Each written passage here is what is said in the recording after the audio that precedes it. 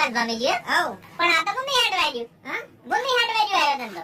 બાપુજી હા ઘણાય કહેતા હોય છે કે ચાર લોકો હું કહે હા. બરોબર હા. પણ આ ચાર લોકો યાની ઈ કશું નહીં કહેતા મોણસની પ્રગતિ નહીં કરવા દેતા મોણસને આગળ નહીં વધવા દેતા મોણસને હારો ધંધો નહીં કરવા દેતા આ ચાર લોકો છે ને મોણસની પથારી ફેરવી નાખી છે મને ખબર છે પણ તમારે કેવું નહીં. મારે જે ધાર્યું છે ને એ મુકાયું. આ ચાર જણ કેવું હોય ને તો વાયને કહી ના દે હવે શું કરવા અહીંયા તો ખબર પડી જાય. મને પડી અહીંયા નહીં પડે. બસ તાણી કશો વાંધો નહીં. હું કોણ રસ્તો કાઢું તમારો ધંધો બંધ કરવા માટે. કેટલું સહન કરવાનું કેટલું સહન કરવાનું